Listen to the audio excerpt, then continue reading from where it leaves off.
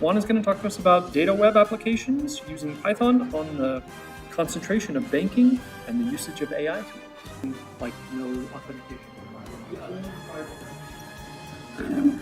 Gotcha. My name is Juan, and today what I wanted to present with you is my application on the concentration of banking.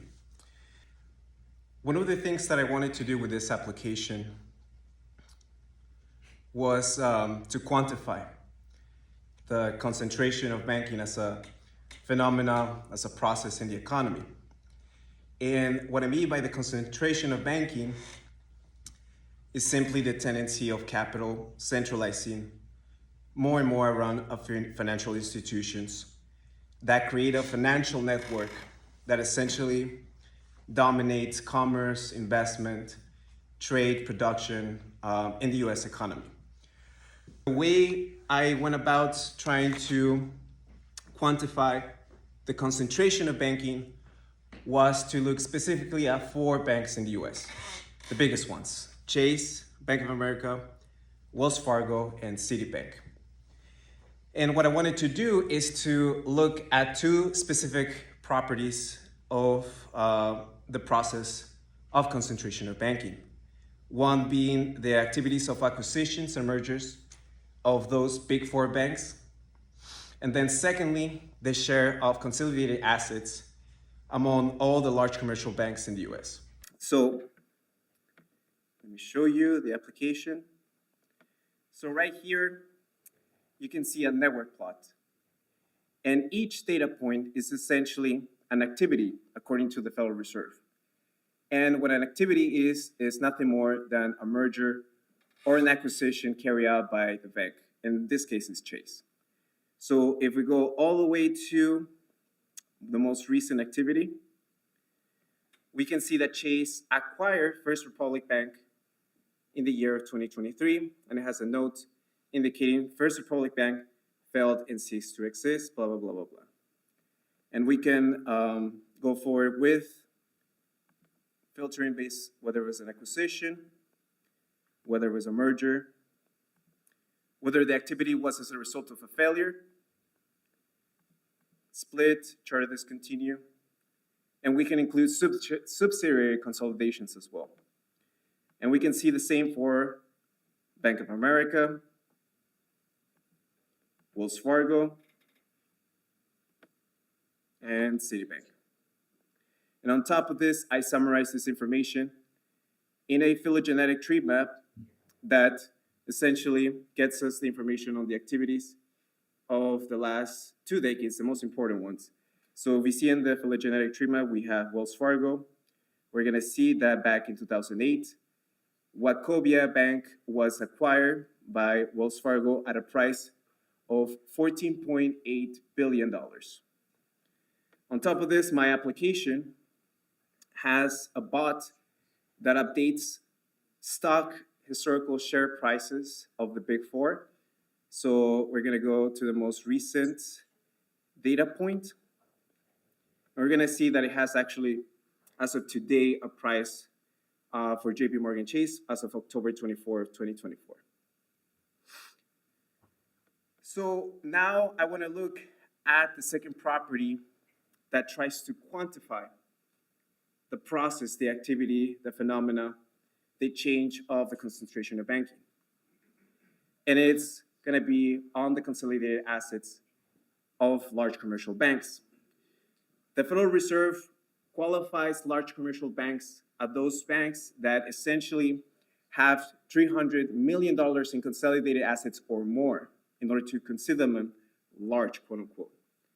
So we can see here a linear regression model that essentially tells us that the big 4 accumulate $20 billion on a quarterly basis. That will be $84 billion on a yearly basis.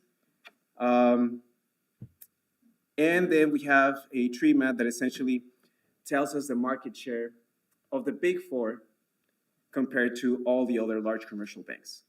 So right here we can see that large commercial banks essentially control 57% of all consolidated assets. that means that just the big four essentially control 43% of all large commercial, of all the consolidated assets out there, with Chase essentially controlling about 16%. Cool. So this is one of the applications that I use, right? And so for the consolidated assets here, we essentially, what we did is, what I did was to go to the Federal Reserve. I web scrape this part right here, each link.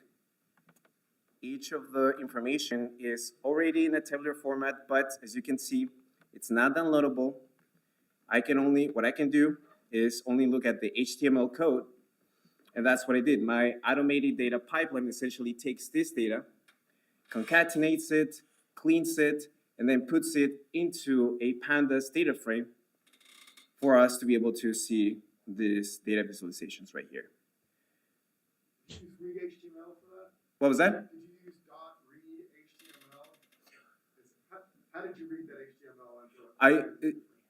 I think I did. It sounds really similar. The creation of the data pipeline was a couple months ago. So if I recall, out the automation of uploading the information into CVS files for then to be for this app to have its populated graphs with the most recent information on a quarterly basis. So yeah. So this is the first application that I wanted to show you, right? The second one is the AI banking assets data application. So this is, in a way, a continuation of the first one, but now we're not limiting ourselves to just the big four. We're looking at all the data that was collected from all the quarters, and we organize it in a tabular format so that we can filter it based on consolidated assets if we just want to have the ones that have trillion worth of $1 trillion or more. So if we do that, we only get the big four. Or if we want to include $500 billion and above, we're just gonna get, what, 10 of them, right? So ipso facto, just by the fact that we're moving this filter, we're demonstrating that there has been so much accumulation of wealth that even basically modulating this by a couple of percentage of a trillion, we only get a few bags. But if we basically increase it to the bottom, we can see that we can move all the way to 215 pages. So we can also filter based on a bank name. So if we want to analyze JP Morgan Chase, we can do this. And we have the information right here, and we can download this information in a CVS file so that your research analyst can look at it, do its own research. And then the most exciting component for me is the integration of AI analysis tools. So for this one, we have an agentic system that has the task of visualizing the data that we see in a tabular format into a Plotly plot. So let me show you. Let's see, create an insightful line plot on JP Morgan. So what it's going to give us is the data visualization, and then it's going to give us the code that it was used in order to generate the plot that we're going to see. How did you connect it to your data? So for the AI agent to be able to recognize this tabular format, it has to be vectorized into a string, right? So there's a little bit of there are limitations to how much input it can take, right? But essentially, we're using OpenAI for it to get the string of data, and we're telling it to transform the string into a dictionary that it can then use to create the data visualization. So let me show you. So right here, we can see the plot that it was able to generate. A line plot taking the last 10 quarters of JP Morgan Chase. And this is the dictionary that it used, right? So it uses the variable data in order to store the dictionary, and then it uses that variable to visualize the data. Did you do a query on your database to The query is limited by the filters. So if we were to actually get rid of these filters, So it's reading your page right there. It's reading the data right there from the page, basically? yeah, essentially, if we were just to give it this information right here, and then, so it gives us this information, and we just take JP Morgan Chase, create a insightful plot, then it will take this information right here, and then create another graph. So it's working right now. So it's dependent on the prompt that you give it, but it's also dependent on the filtering of the information that you see in the tabular format. It's both. And so now I decided to do a bar chart because it has different information. And we're not specifying it to create a line. And instead, it's taking the liberty to decide what is the best method to represent the data that we see right here. And according to its discretion, it decided to create a bar chart. So yeah, and then this is the code. Again, a dictionary, then visualizing it, and then I did instruct it a specific theme to match with the whole theme of the thing. Like if you can see right here, Plotly Dark is used right here because that is one of the things that I did integrated into the prompt engineering of the AI agents. So there's a lot of like prompt engineering work that has to be done here in order to decrease the probability of having a mismatch in aesthetics and having a mismatch in just the variability of how the AI agent decides to carry out and solve the issue that you put it into. Is all your code on GitHub or something? Yes, and I will give you the QR code for you to access my repository. So this is one tool, right? The second tool that I was able to generate, that I was able to create for this particular tool is basically an agentic system. So now, instead of using just one AI agent, is using two of them. So let me show you. So let's pick, let's say, Wells Fargo, and let's press Analyze. So what it's gonna do, this tool, is going to carry a news analysis on a particular bank of choice. So in reality, we can input PNC, we can put US Bank, right? But for, since this is still like something that I'm working on, I just decided to put 4 banks. And then it's gonna have a senior research AI agent analyst that is gonna carry the news search. And then what it's gonna do, it's gonna give it to a strategic banking content writer who is gonna then grab that information and then make it more general public friendly for people to be able to read it. So if you see right here, it has a key takeaway section. And it says, Wells Fargo announced it might incur a loss of $2.3 billion on its commercial real estate official loan portfolio. The potential loss highlights the challenging phase in the commercial real estate sector, which could impact the bank's financial performance negatively. And then if you go down here, it's gonna give us a more detailed analysis on all the topics that we see in the highlights. And then it's gonna give us the sources that it got its information from. So if we go here, it's gonna take us to Money US News Banks. And and basically this is one of the articles that it used as of October 24, 2024. So yeah, this is the 2 data applications that I developed that centralize that around the topic of banking, its concentration, using AI in order to automate the process of data visualization and news analysis. And if you would like to search, let me see, be able to utilize this,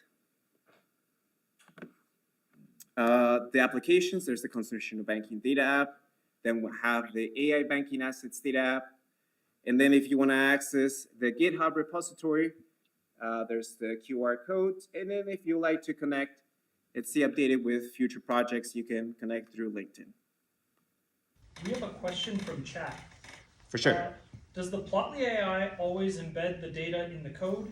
It has the data in the code snippet instead of, or rather, does it have the data in the code snippet instead of reading the whole data? For large data sets, would that be problematic? That's a really great question. So that's one of the first challenges that I was facing with the utilization of an AI system, of the fact that essentially it's an issue of scalability, essentially. Because theoretically speaking, you can feed it the whole data. But for the purposes of this application, I did have to limit the amount of data to the top 10 rows. So it doesn't take the whole data. If I were to give it the whole data, then it will have issues of being overwhelmed with too much information. And at the same time, it will take really long for this data visualization to be processed by the AI agent that I created. So, and that's one of the things that I actually had been thinking about how to go around, because I do actually want to have an AI agent and an agentic system that is able to intake all the data necessary to carry a comprehensive analysis. So that is a really good question, because that's the main issue that I'm facing right now.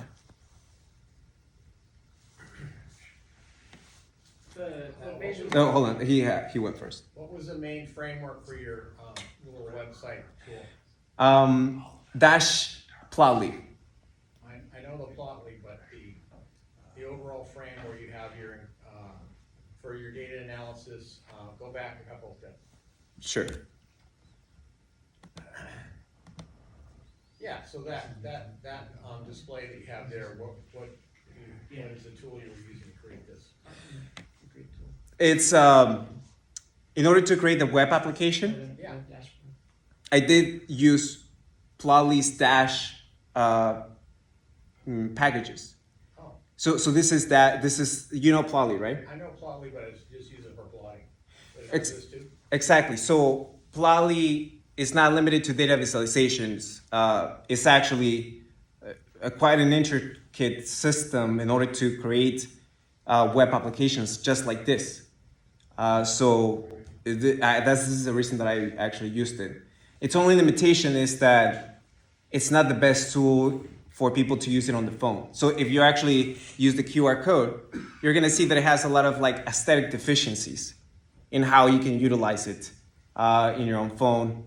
So, but other than that, basically, if I were to, I don't know if I have enough time to go to the code, but it has really complex and intricate ways to filter information, to manipulate it, that I feel really fulfill the task of measuring the concentration of banking, the main research question per se. So when you say you had a text going in, was it just like a CSV, or was it a text as HTML, or what was that text?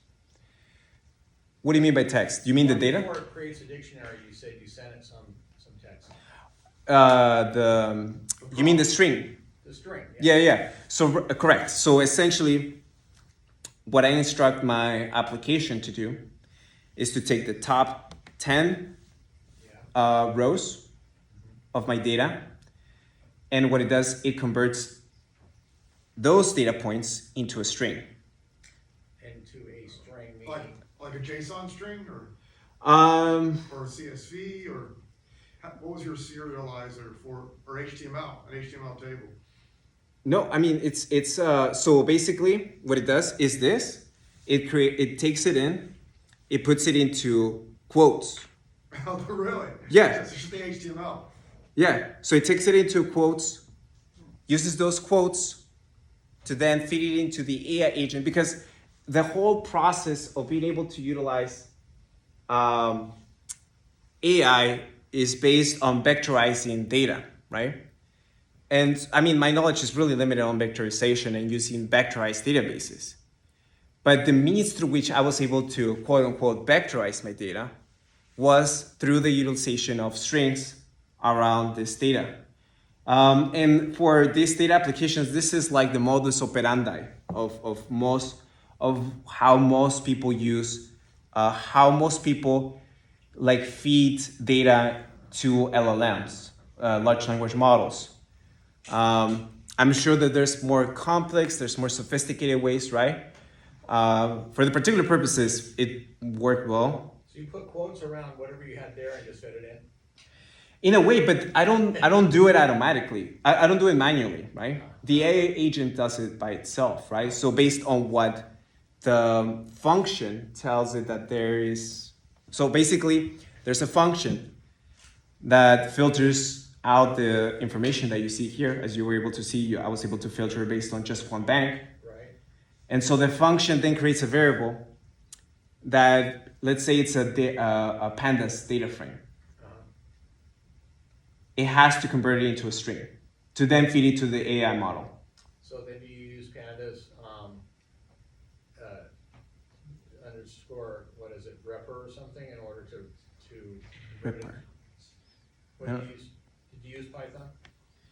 Oh yeah. All of this is Python based. There's a repr thing that will create, the equivalent of a Python data frame, which is, it's Python stuff. It's a list of, I'm not sure exactly what it is. I think it's a dictionary of lists where each dictionary is a column header and each list is a column. I think that's what it produces. If you just use that directly, maybe we can see. Yeah, I want to try. So this is one of the prompt instructions, right? Because I have to prompt engineer the AI model. This is for you're a data visualization expert. What object type is in that data variable? Object type? Yeah, that data variable, what object type is that? Is it a data frame? Or? That is a, Or is it just, at one point it is a data frame. but line 409, you have data and curly braces right there. What is it right before there then? Oh yeah, data right here, right? Yeah. So Go up, let's see what it is. We'll figure it out. Yeah. Putting them on the Go up a spot. little bit, I wanna see what data is. no, it's fair. So data, boom, boom, boom. No, it'd have to be within that. There it is. It's probably a data frame Yeah, that's what I said. It's a data frame. converted to a dictionary. Yeah. So it's essentially. That's what that is like records where each one is a dictionary. It's a dictionary of dictionaries. That's how Pandas does that conversion. Yeah. Each column is a key. I think it's records, it's rows. Pretty sure. Records means. So it's a data frame before it gets converted into a dictionary. You're right. Yeah. Okay, so you have essentially a list of dictionaries. Each dictionary is one row. Yeah, okay, so I understand. Yeah. Very good. So that's what that is. Yeah. And cool. I'm amazed that you're, let's go back to that prompt because I'm very interested in how Sure. you actually set that up. I think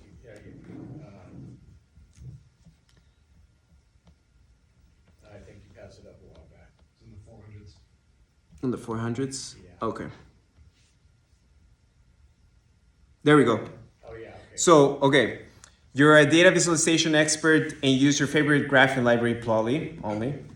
Pick a dark theme for the Plotly visualization and the code with the background color of, and I actually specify the type of color, text color. And then the data is provided in a string representation of the first 10 rows of the CSV file. And notice here that I had to specify the 10 rows, because if I give it more rows, then there is the issue of taking too long and overwhelming the AI agent with too much information. And here's the data, which was a data frame, and then convert it into a dictionary. And then I give it instructions, convert the string data into a dictionary with appropriate keys and values. And as you saw on the code of my data application, it was indeed converted into a string through the variable data. And then create a pandas data frame from the dictionary, use the data frame to create a Plotly visualization as requested. And then I tell them to use the fig variable in order to represent the figure.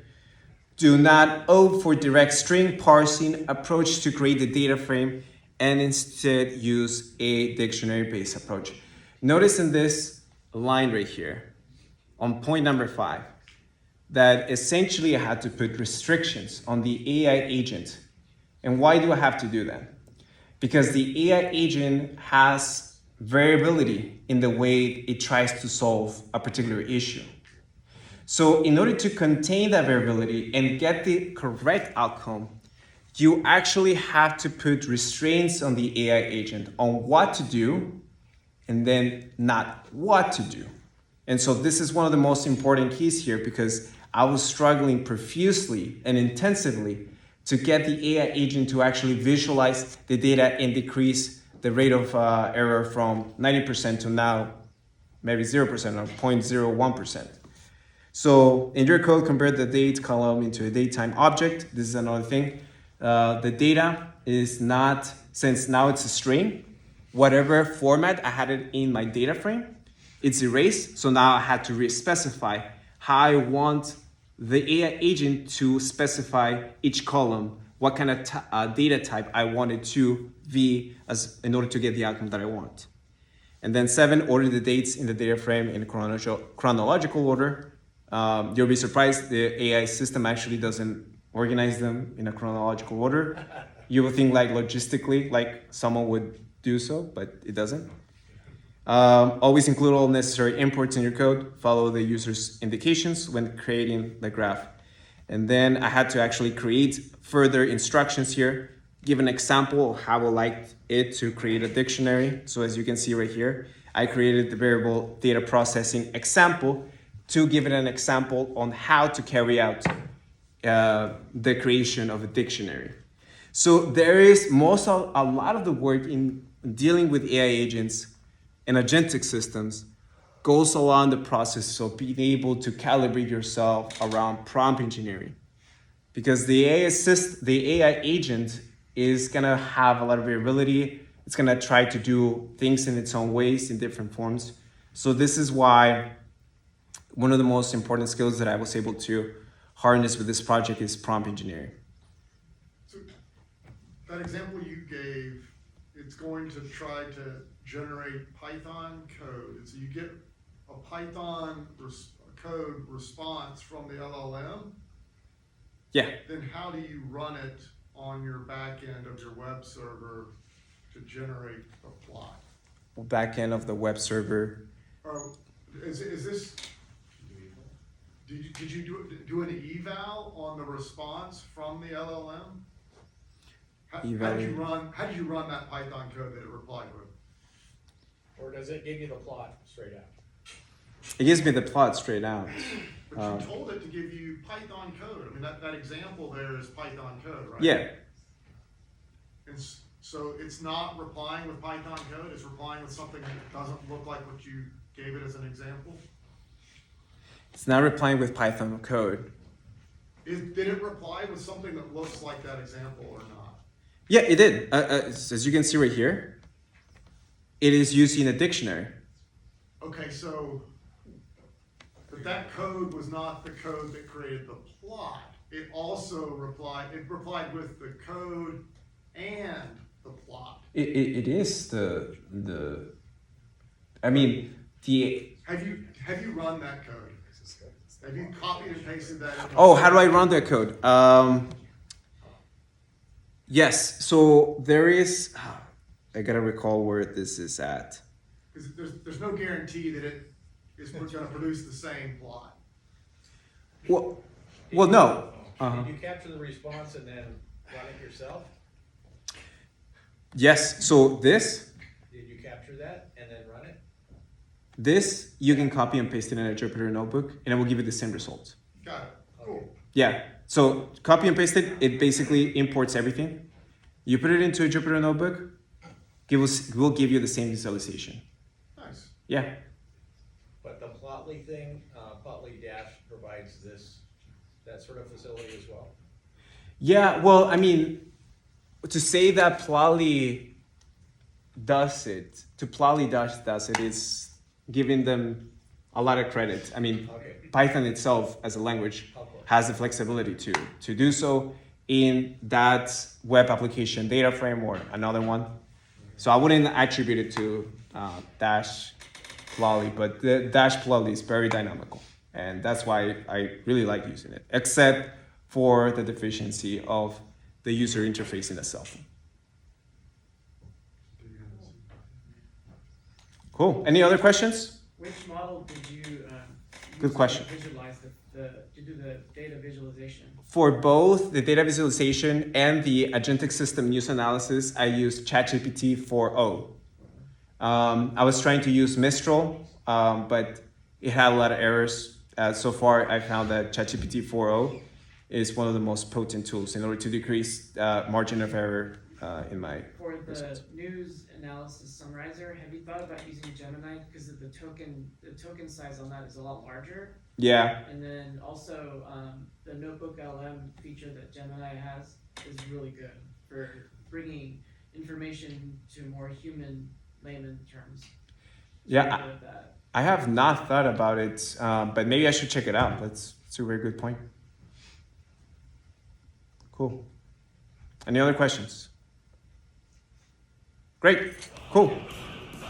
Thank you very much.